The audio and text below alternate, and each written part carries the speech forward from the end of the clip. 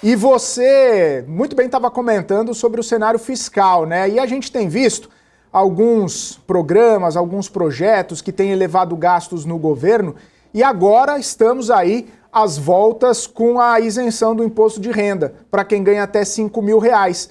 O governo estima um impacto de 27 bilhões, mas algumas contas do mercado dizem que pode ser ainda maior esse impacto.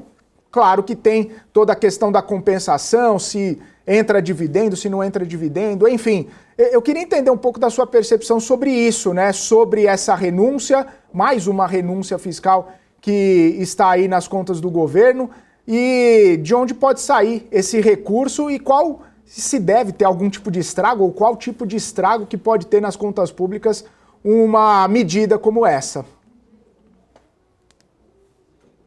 Bom dia, Felipe. Prazer sempre falar contigo, meu caro. Bom, questão fiscal, né? Isso tem sido um problema do Brasil, não só de agora, mas já pelo menos há 4 décadas. Porém, recentemente, e naturalmente com a globalização financeira, tudo se torna muito mais difícil, começando pela comunicação do governo, né? Quando ele anunciou lá em novembro que faria um corte de gastos, ele começou falando da renúncia fiscal.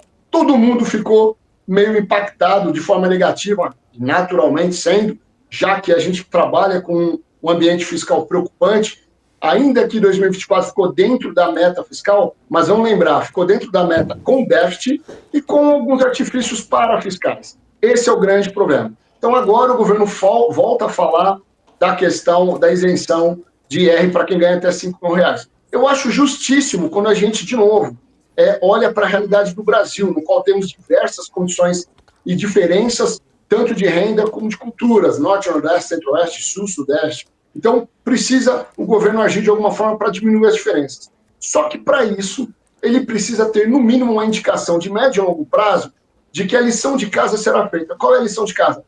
Ter pelo menos uma estabilidade da relação dívida-PIB. Não basta cumprir a meta fiscal dentro da meta do arcabouço no déficit.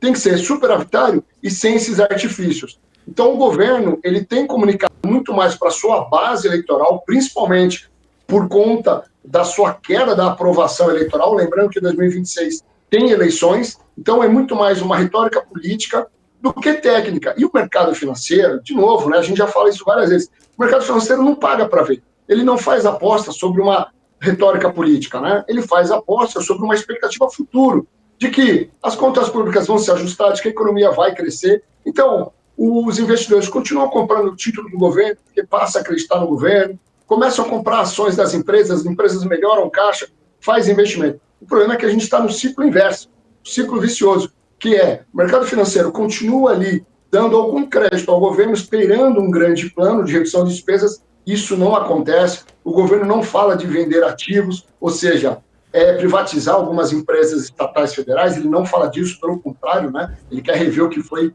privatizado. Então isso é um mau sinal, que acaba prejudicando naturalmente toda a expectativa futura. Então o governo, nesse momento, ainda vai no sentido contrário daquilo que a gente acredita que seria o melhor para o país, que é um crescimento sustentável de longo prazo, com uma estabilidade fiscal. E aí, só para concluir, Felipe, por enquanto, a gente não acredita numa crise, até porque os números recentes das contas fiscais estão sendo muito positivos ainda.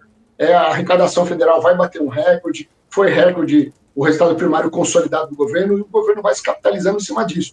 O problema é que quando a gente olha a inflação, ela está acima de 5%, quando o teto que o Banco Central persegue é 4,5%. Então, não faz muito sentido essa posição do governo.